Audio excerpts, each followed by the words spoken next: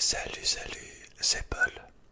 Je te retrouve ce soir pour ta nouvelle vidéo League of Legends ASMR avec le fond vert, donc la nouvelle disposition. Maintenant, toutes les vidéos de LoL seront comme ça. En fond, derrière moi, je mettrai l'image du champion. Et en game, je vais être incrusté dans le jeu. Donc je pense que ça sera beaucoup mieux pour toi. Donc je m'excuse d'avance s'il y a des petits pixels, c'est que c'est pas très bien encore réglé. Il me faudra un fond vert un peu plus grand. Il faut que j'installe mon éclairage sur ma tête. Enfin bon, c'est pas facile, ça se fait petit à petit. Allez, on est parti du coup pour la lecture. Donc si jamais ça t'intéresse pas, je te conseille d'avancer tout de suite à la game. Bon, je commence la lecture. Jar 24. Sa phrase, il nous dit: les discours font les chefs, mais les actes font l'histoire. Champion lié, Garen, Shyvana, Xin Zhao. Rôle, tank, région, Demacia. On va lire maintenant la biographie. Jar 24, exemple, Demacia. Dématien. On est parti. Peu après son couronnement, le roi Jarvan III fit un discours devant le peuple de Demacia. Quand bien même il subsistait de nombreux ennemis par-delà les frontières de leur fier royaume, quelques-unes des familles nobles avaient commencé à se quereller au point, pour certaines, de constituer des milices privées dans le but d'obtenir les faveurs du nouveau roi. Cela ne pouvait pas durer. Ne pouvant accepter que de telles rivalités se développent, Jarvan déclara qu'il mettrait fin aux querelles en se mariant. Sa fiancée, Dame Catherine, était aimée du peuple. Cela faisait longtemps déjà que la cour bruissait des rumeurs de leur affection secrète et réciproque. Les cloches de la grande cité tintèrent une journée et une nuit entière pour célébrer l'événement. Avant la fin de l'année, la nouvelle vint que le couple royal attendait son premier fils. Mais la joie se dissipa entièrement lorsque Catherine mourut en couche.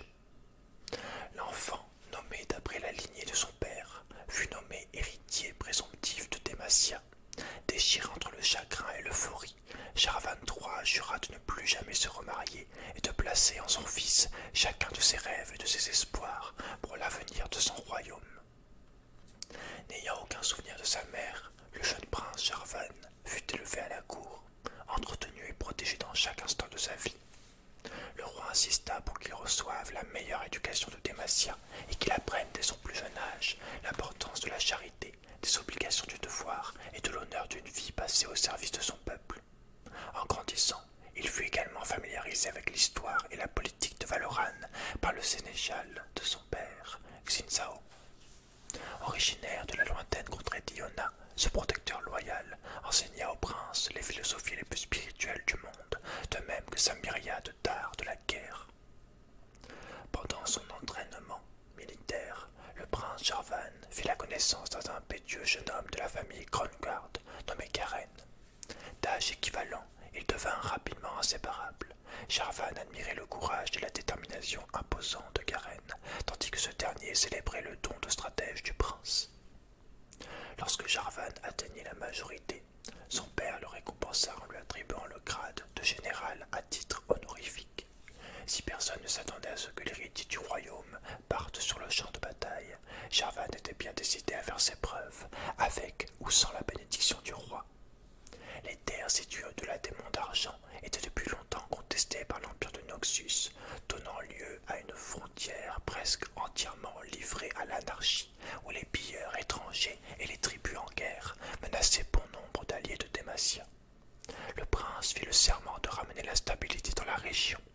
Son arrière-grand-père avait été terrassé par une odieuse brute noxienne des années plus tôt, lors des premiers affrontements entre leurs nations au sud.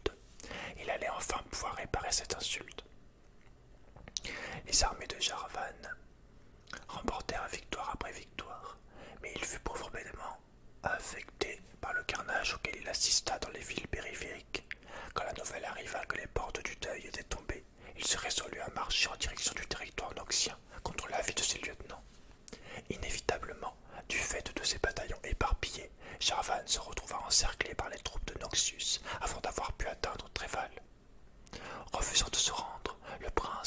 poignée de survivants prirent la fuite en direction de la forêt, où ils furent pistés des jours durant par les éclaireurs ennemis. En fin de compte, blessé au flanc par une flèche, Shervan s'effondra à l'ombre d'un arbre abattu, perdant plusieurs fois connaissance. Il était dévasté, il avait déçu sa famille, son royaume et ses frères d'armes. Normalement, il serait mort là, mais c'était sans compter sur Shyvana. Cette femme étrange à la peau violette ramena Shervan jusqu'à Demacia, au vieux château de Grive-Muraille, où elle se révéla être une présence douce et attentive pendant sa convalescence. D'abord déconcentré par son apparence inhabituelle, le commandant de la garnison finit par reconnaître qu'elle avait rendu un fier service au trône en sauvant la vie de Shervan. Malheureusement, Shyvana elle-même était poursuivie par le monstrueux dragon élémentaire Iva. Lorsque les veilleurs du château aperçurent la bête à l'horizon, Shervan y vit une occasion de se racheter. Alors que Shyvana se préparait à prendre sa forme de demi-dragon pour aller l'affronter dans les cieux, le prince bondit de son lit pour assembler la garnison et renforcer la muraille. Il se saisit de sa lance et jura qu'il ne reviendrait pas à la grande cité sans la tête d'Iva. Le combat fut aussi rapide que meurtrier. Quand la peur arrachait les hommes à leur poste, c'était Shervan lui-même qui venait les remotiver. Quand ils étaient blessés, c'était également lui qui signalait aux guérisseurs d'aller les aider. Si la terrible créature avait certes été terrassée par Shyvana, c'était bien grâce à l'autorité du prince que les défenses avaient pu tenir. À cet instant, Shervan comprit la véritable force du peuple dématien, leur union dans la défense de leur patrie, quelles que soient leurs différences ou leurs appréhensions. Il fit la promesse à Shyvana qu'elle aurait toujours une place au sein de sa garde si elle le souhaitait. Traînant derrière lui le crâne du dragon, Shervan voyagea triomphalement jusqu'à la cour de son père, Shyvana à ses côtés. Bien que le roi fût submergé par l'émotion en voyant ainsi revenir son fils, certains nobles s'inquiétèrent en coulisses de voir une telle créature marcher aux côtés du prince et plus encore de la laisser devenir l'un de ses protecteurs. Malgré tout, Shervan reprit ses fonctions au sein de l'armée et commença à jouer un rôle clé dans les affaires du royaume, au-delà des simples questions de défense. Avec son ami Garen, désormais capitaine épée du détachement Hardy, et Shyvana, et les vétérans de Grive-Muraille entraînant les garnisons frontalières, le prince pensait Demacia capable de repousser tout type de menace. Mais le royaume lui-même était en train de changer. L'ordre des traqueurs de mages avait obtenu le soutien des familles nobles, permettant l'emprisonnement massif de tous citoyens dématiens possédant des aptitudes magiques. Les persécutions créèrent de la rancœur qui se transforma en soulèvement. Quand les mages attaquèrent la grande cité, Shervan fut bouleversé de découvrir que son père avait été tué. Bien que la position du prince concernant les mages se soit beaucoup durcie depuis cet événement, il lui reste encore beaucoup à faire pour prouver qu'il est apte à régner. Il s'est donc entouré d'un conseil de figures importantes de la noblesse, dont la tante de Garen, Diana Croftguard, et a fait le serment de faire appel à leur grande sagesse pour le guider. Il doit désormais examiner sa propre conscience et ses allégeances s'il veut se montrer digne de son héritage et être couronné Shervan IV de Demacia. Voilà. Maintenant, on va lire l'histoire. Ivoire, ébène, jaspe. Elle n'est pas très longue, j'ai l'impression. C'est parti. Le général Messar fit glisser sur la carte un cône d'ivoire. Shervan s'émerveilla de la simplicité de cette pièce blanche. Pas de tête, rien qui évoquât un visage, une simple forme cylindrique, neutre et lisse, sans aucune ressemblance avec les 100 soldats dématiens qu'elle représentait. Si nous conduisons nos chevaliers jusqu'au sud maintenant, nous pourrons attaquer les Argotes avant qu'ils n'atteignent Sorgrefain, dit le général Ibel, une femme corpulente, aux yeux impérieux. Les Argotes sont plus féroces en essaim, fit le général Messar, en marchant de long en large dans la tente. Ils s'appuient sur leur supériorité numérique pour repousser les attaques directes. Si on ne peut pas les diviser, ils nous seront massacrés bien avant que nous n'ayons atteint leur reine. Shervan alla relever l'étoffe de la tente pour observer la vallée. La vue était plaisante. La lumière du matin faisait étinceler la rosée sur le paysage verdoyant et le village de Sorgrefain avait l'air paisible d'ici. Mais une terrible forme grise grouillait à l'horizon, la horde au loin, tonitruante. Les Argotes n'étaient pas d'énormes créatures et, en combat singulier, on pouvait facilement les vaincre, mais la volonté agir ensemble. Quand ils étaient nombreux, ils devenaient redoutables. Cet essaim était plus vaste que tout ce que Jarvan avait pu voir à ce jour. Messar essuya le sueur de son front. Ils seront là ce soir. Avant, dit Ebel, nous avons 1 heure, peut-être 2, si nous avons de la chance, avant que les argotes ne submergent Sorgefheim. Jarvan regarda la carte. 10 cônes d'ébène représentant les argotes étaient placés aux confins de Sorgefheim, et l'unique cône de Dématien ne pesait pas lourd en comparaison. La reine était indiquée par une petite figurine de jaspe rouge en plein milieu de la masse noire. Toute charge vers la reine nécessiterait de pénétrer le bouclier de centaines d'argotes, dit Jarvan en désignant la pierre rouge. Que proposez-vous? Messar cessa de marcher. Je doute que vous aimiez ça, monseigneur, mais nous pourrions battre en retraite, abandonner Sorgefheim, revenir à l'aube avec des forces suffisantes pour percer les défenses de la horde et tuer la reine. Laissez le village aux argotes, demanda Ibel. C'est condamner ses habitants à mort. Ils seront submergés en quelques heures. Jarvan fixa les figurines d'ébène et d'ivoire jusqu'à ce qu'elles ne fassent plus qu'un dans son esprit. Restait la pierre rouge de la reine. Ibel souleva des sourcils interrogateurs. Vous voyez quelque chose, monseigneur? Un plan désespéré, mais le seul que nous ayons. Nous camouflons nos meilleurs combattants dans Sorgefheim et nous préparons une embuscade. Nous ne attendons pas une attaque d'une si petite unité. Et quand la reine sera à notre portée, nous frapperons rapidement et sans pitié. Si nous la tuons, l'essaim sera brisé. En plein milieu des argotes, monseigneur, demanda Messar. Cela aussi risque d'être une condamnation à mort. Mais nous donnons à Sorgefheim une chance de survivre à l'attaque, dit Ebel. Tout plan comporte des risques, dit Jarvan. Je ne prendrai la tête que de ceux qui seront volontaires, et je ne tenterai quelque chose que lorsque nous aurons les meilleures chances de victoire. Nous attendons jusqu'à ce que l'œil de la tempête soit sur nous, puis nous frappons de l'intérieur. Une fois la reine morte, il ne sera pas trop compliqué de nous frayer un chemin de sortie. Ibel fit glisser un simple cône d'ivoire sur le village de la carte, puis bougea le cercle de pièces d'ébène jusqu'à recouvrir intégralement Sorgefheim. La reine de jaspe était au centre. D'un mouvement du doigt, il fit basculer la bière rouge, puis elle fit glisser 2 cônes blancs supplémentaires en renfort. C'est notre plan, approuva Jarvan. Ibel et Messar, vous et vos troupes conduirez la 2e vague. À vos ordres, répondit Messar. Et vous, monseigneur, demanda Ibel, où serez-vous? J'ai une reine à tuer, répondit Jarvan. Voilà. J'espère que ça t'a plu. On part tout de suite pour la petite page de runes et après évidemment la game. Allez, go. Alors, voyons voir la page de runes utilisée pour cette game avec Jarvan. Donc, c'est la page de runes Jungle Sauteur que j'utilise pour la plupart de mes jungles qui ont des dashs. Donc, les Sin, Jarvan, Kha'Zix, Vi. Voilà, à peu près tout pour mes jungles à moi avec des dashs, avec des sauts.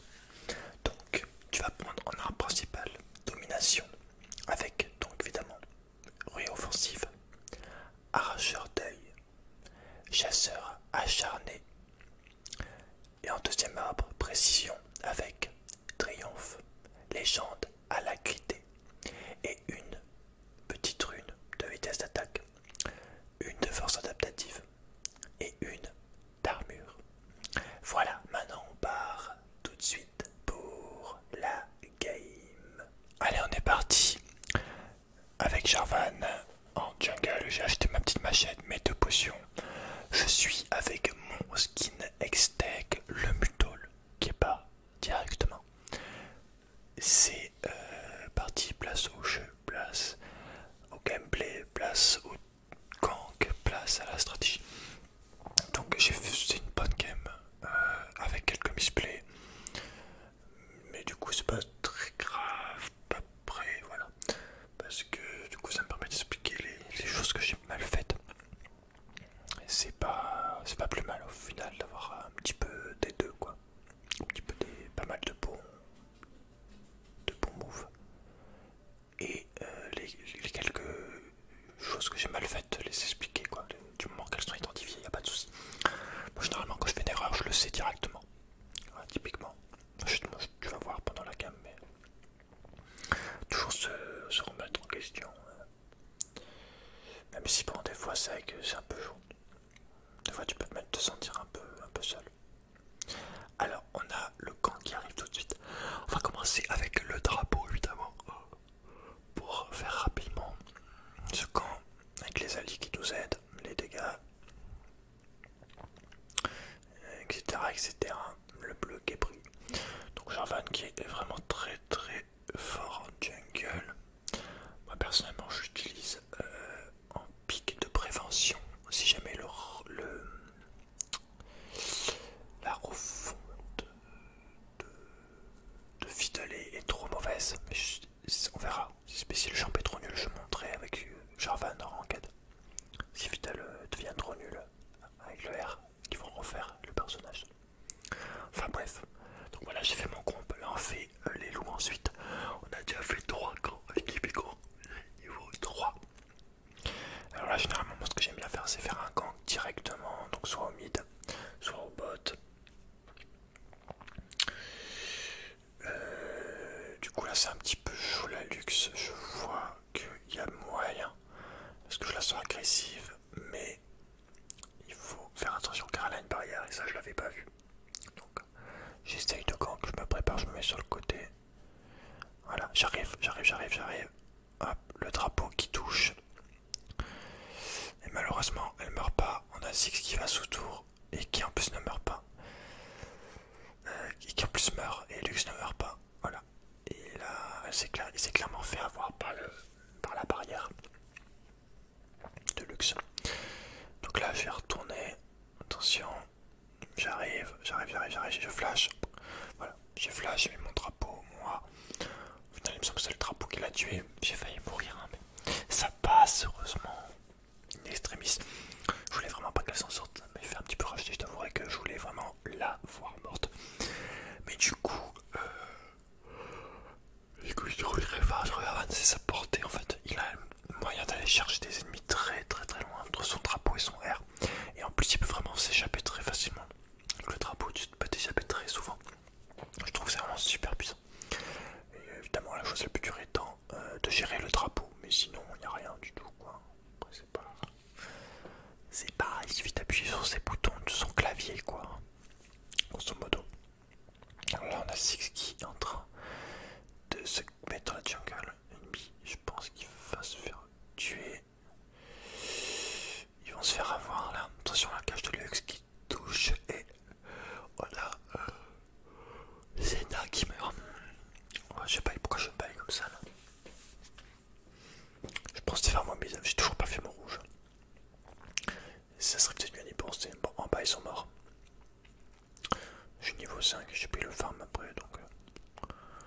On va dire que je me suis mis bien quand même. On met la poussière en haut. Bon, j'ai pas pris le temps de mettre la poussière parce que je veux vraiment qu'on vite là. Je pense pas que ça soit ward. J'attends qu'il aille ward à la limite, peut-être dans le bush là devant. Mais même si ward dans ce bush, à partir du moment là où il est retourné sur sa lane, j'ai le temps d'aller l'attraper. Donc c'est ce que je fais. J'arrive. Je vais vraiment. Voilà, sécuriser le kill. Donc tu vois, j'ai pas mis mon drapeau, je l'ai juste tapé, je l'ai slow de mon shield et j'ai attendu qu'il flash ou qu'il fasse quelque chose quoi pour venir le rattraper avec le drapeau. Au final, il a flash sur le Malphite pour essayer de le tuer. Donc c'est ok, on est déjà en 2-0. On a fait un petit kill mid, un petit kill top. Pour l'instant, c'est pas mal, c'est pas dégueu. Je suis bien, franchement, je suis bien dans la game. On va faire les corbins, ça va nous mettre à l'aise.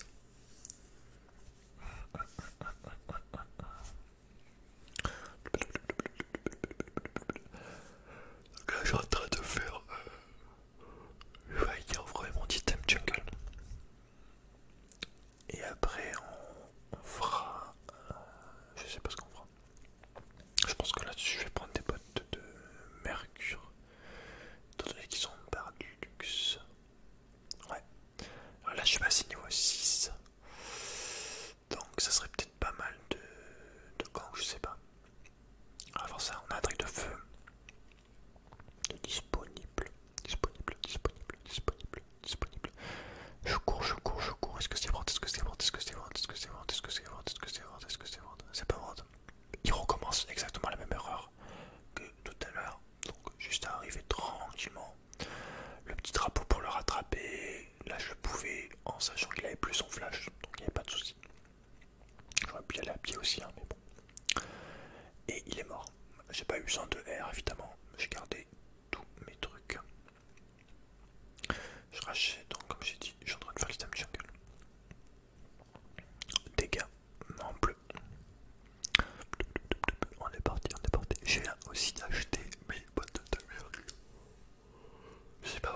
sais pas si c'est les éclairages ou si c'est que j'ai envie de dormir.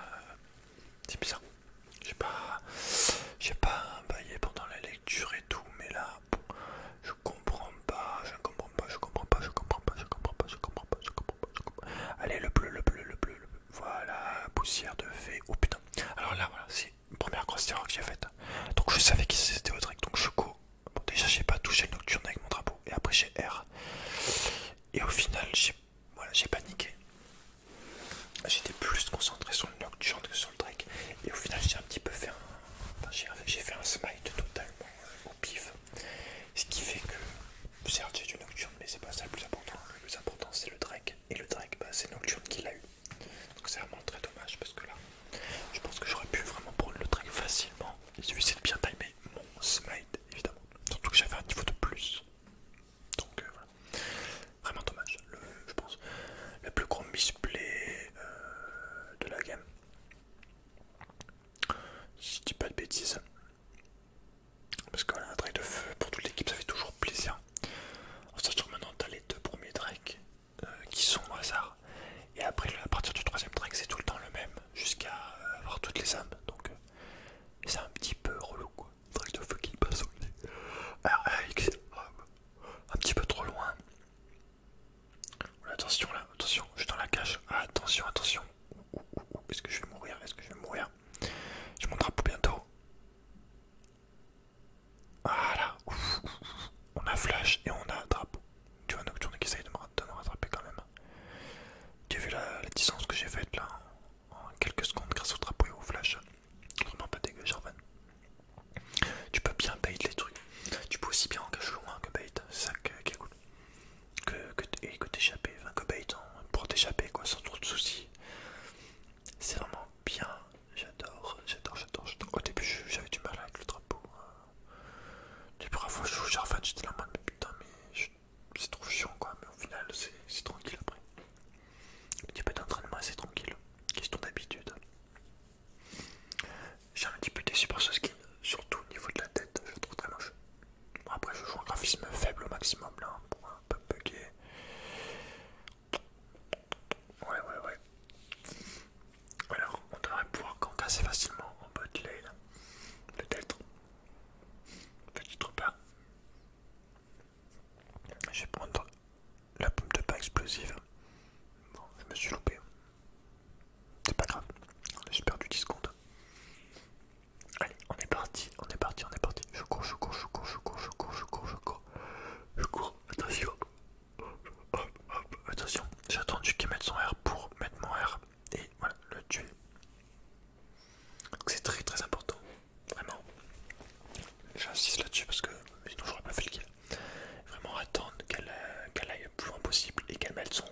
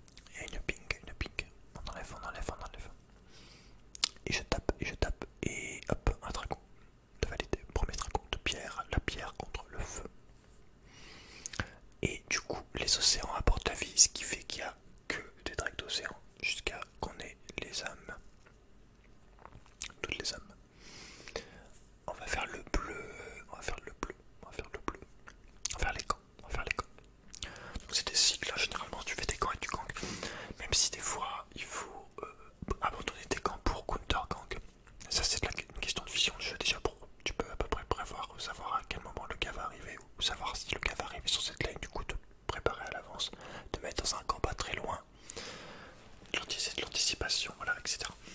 C'est beaucoup d'habitude à prendre en fait, plus tu feras de game et après ce sera évident pour toi que le mec allait être là à ce moment-là. Ce qui fait qu'en fait tu seras complètement dans la tête du gars, entre guillemets, quoi. Tu sauras où il est et où il va. Allez. Bon, la luxe sous tour, là j'ai peut-être un peu grid. Je suis mort. Bon, c'est pas grave, elle est morte. Là typiquement, je course autour comme ça, je cours un peu les coups. Je cherche clairement pas à jouer safe dans le sens où je prends pas le moins de risque possible. Là je suis vraiment en mode kill gros bourrin, j'en ai vraiment rien à faire. Mais si je voulais jouer la game parfaitement, ce genre de going là sur quelqu'un sous tour, je le ferais pas. Typiquement. Mais bon, là vraiment on est en mode on s'en fout. Attends, j'ai fait un tout petit retour au bureau. Voilà, c'est bon. Alors le nocturne, il est où? Il est dans notre fontaine. Enfin dans notre fontaine, dans notre rivière. Enfin dans notre rivière, la rivière là, tout le monde, tu me diras. Mais je me comprends. C'est pas rivière, ok. Rivière 304. Il a fait le héros. Donc ça c'est bien joué de sa part. Un petit héros. C'est vrai que là sur cette gamme, les objectifs, je m'y intéresse pas trop. J'ai pas beaucoup pensé, là j'étais en mode kill. Vu que j'étais en vidéo, là je voulais faire des kills. On prend un kill au drapeau. Au drapeau. Voilà, je remarque clairement, j'ai vraiment commencé à devenir très difficile à gérer pour eux. On a un bleu qu'on va voler. Qu'on va tranquillement subtiliser. Et après je pense que je vais aller peut-être au mid sur la luxe. Non. Les loups, ok. Les loups. Là ils sont au mid. Ouais, je peux arriver dans leur dos. Là c'est parti. Sur la luxe. La luxe. Voilà, je lui fais refaire le même coup. Qu'elle me jette une cage ou pas, je m'en fous. Par contre là, voilà, je suis mort. Malheureusement je suis mort.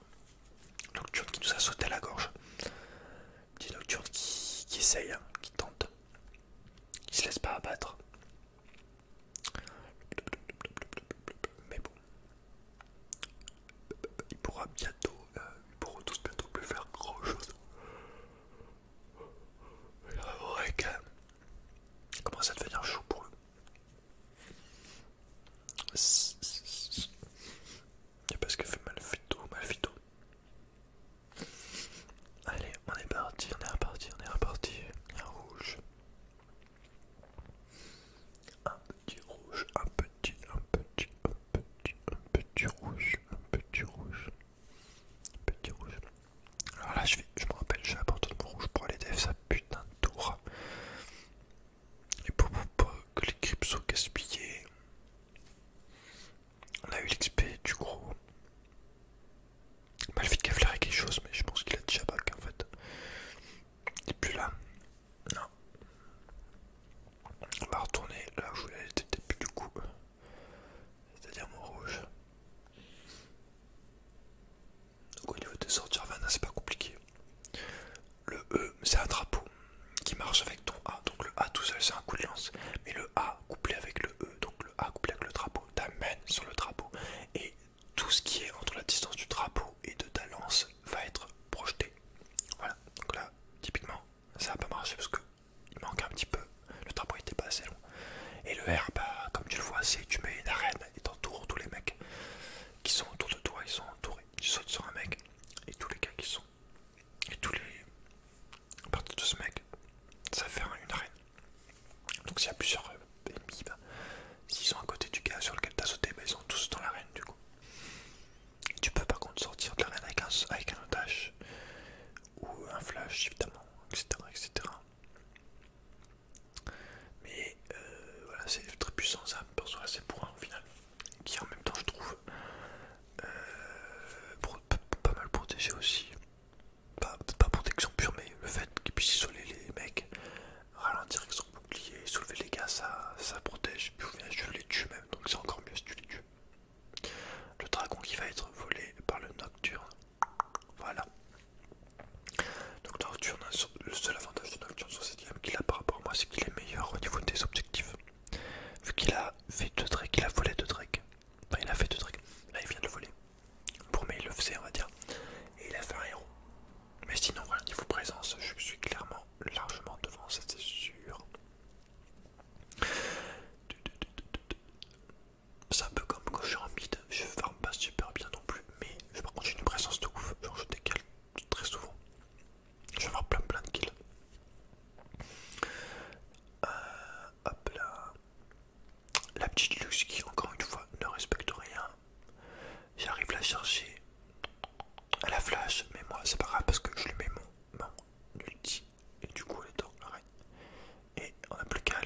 petite Zaya.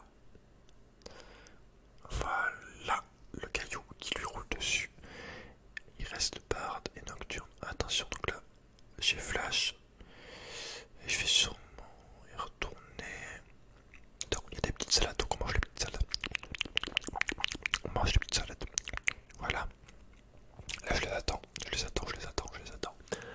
sont en train de faire le tour, je crois. Voilà. Ils sont au-dessus.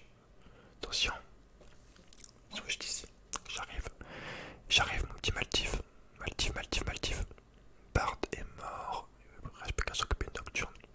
Donc je le fight et je le tue.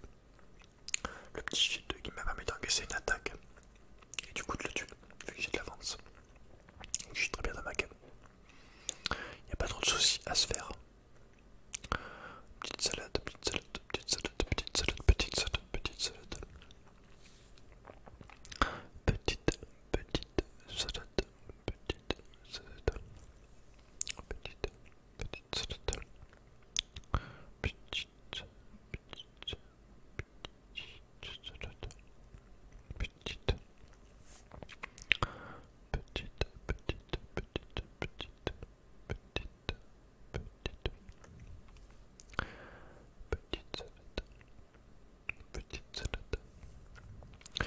On est reparti. 7, 4, 10. C'est ok.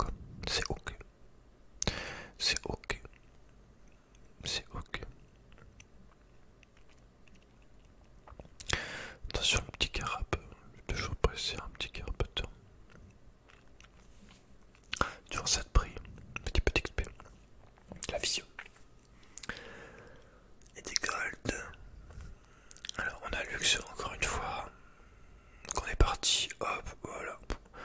Elle peut rien faire la peau. Ouais. Pas facile. Alors là que ça y est, est-ce qu'on peut l'attraper? Et dommage, mais on va peut-être l'avoir. Voilà, elle est morte. Nocturne qui go sur Malphite. Malphite qui va mourir malheureusement. On tue Nocturne. Peut-être on a eu tout. Bon, on a eu 3 personnes. Ah bon, pêche. Voilà. Attention Darius. Là j'essaie juste de le bait en fait. J'essaie de bait un peu ses sorts. C'est pour ça que j'avance un peu. Au final il s'est pris cher. Petit couteau, ce petit couteau.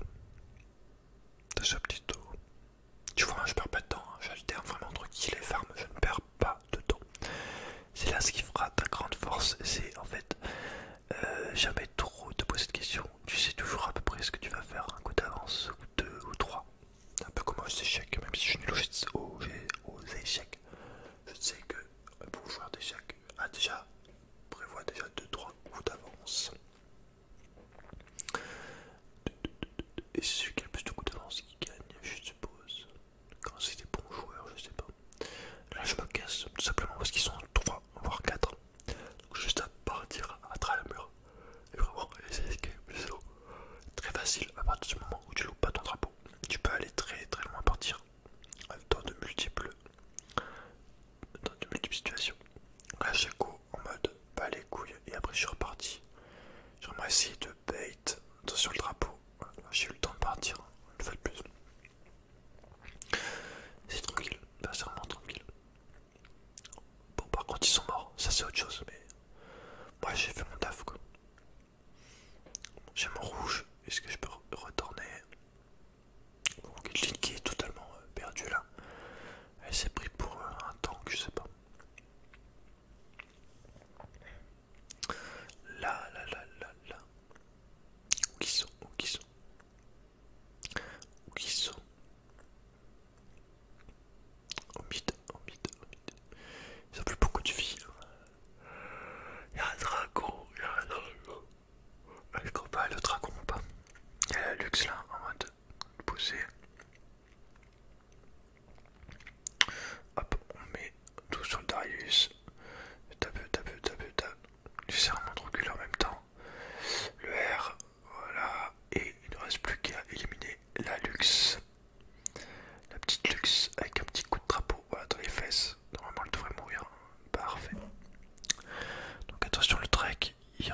nocturne, donc faut faire gaffe.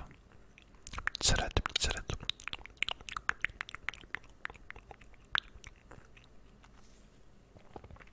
Voilà, j'ai un peu loupé mon drapeau, je peux te mentir. On passe plutôt. Attention. Ok. Sniper. C'est AKR du coup. Et Nocturne qui a tenté de go une fois de plus, mais là il y allait un peu tôt. Et puis c'était chaud quand même. Il était un petit peu seul. Attention, Xayah qui est morte. C'est assez violent, ils se font quand même pas mal défoncer, on pas se le cacher. Hein. Tu vois, c'est un petit peu la débandade pour eux. On push la tour, on prend l'inhib peut-être, un autre inhib, un autre inhib, un autre inhib. Voilà la tour. Attention. Et poc. Tu peux au moins le ralentir quoi, même si tu touches pas ton drapeau contre le mec. Tu peux le ralentir avec ton bouclier. Parce que oui, le bouclier, en plus de faire un bouclier, ralentit les mecs un petit peu proche. Le drapeau, ouais, le drapeau évidemment, il fait pas que office de drapeau pour sauter. Il fait aussi, il t'augmente ta vitesse d'attaque et il te met des dégâts, je dis pas de bêtises. Et le passif, c'est t'as une grosse attaque qui fait plus de dégâts toutes les je sais plus combien de temps. Tout simplement. Tout simplement, mon petit. Mon petit, mon petit, mon petit. C'est marrant le shit. J'ai même pas essayé en graphisme élevé. J'ai un beau skin, mais skin de ouf, mais vu que je suis tout le temps faible, ça gâche un peu le truc quoi. C'est un peu triste. Ah oui, j'ai fait 4000 gold aussi quand je suis mort. Je sais pas si je suis mort, je sais plus. Il me semble que je suis mort. J'avais 4000 gold sur moi aussi. Donc, généralement, non, je crois pas que je suis mort en fait. Mais en tout cas, quand t'as des grosses sommes de gold, faut que tu back pour acheter un objet parce que c'est resté, c'est crit. Vraiment, t'as beaucoup trop de puissance en fait à prendre. Et c'est un peu c'est con de pas aller le chercher. Perdre du temps limite, surtout si tu meurs en plus. Voilà, attends, tu reviens, tu vas chercher des objets. Et après tu reviens, t'es encore mieux quoi. Alors attention, là, ils essayent de m'attraper. Là, vraiment, regarde, je vais chercher la merde. En vrai, je doutais un petit peu qu'elle essaierait de me tuer, qu'elle mettrait un R la luxe. Le petit Nash. Le petit Nashor, tranquillement posé. Il suffit juste de le taper et de le taper, de le taper, de le smiter aussi peut-être, de le smiter. Smited, voilà. Oh le pauvre Nocturne. Nocturne. Adieu Nocturne. Ton flash était pas ouf. Alors là, poursuite de l'Axaya. Attention, le drapeau. Et mes boucliers pour le taper. Alors je l'ai tapé, elle a mis son R. Ensuite j'allais mettre moi, mais je me suis pris le stun de barre. Donc là, drapeau, elle a flash, mais je m'en bats les couilles parce que je lui mets mon R. Juste en même temps que son flash, et du coup je la rattrape. Donc tu vois, c'est vraiment très dur pour les mecs de s'échapper. Même avec des flashs, tu as une très bonne portée, comme je te l'ai dit. Tu peux aller chercher assez loin, les gars. Tout en étant safe, parce que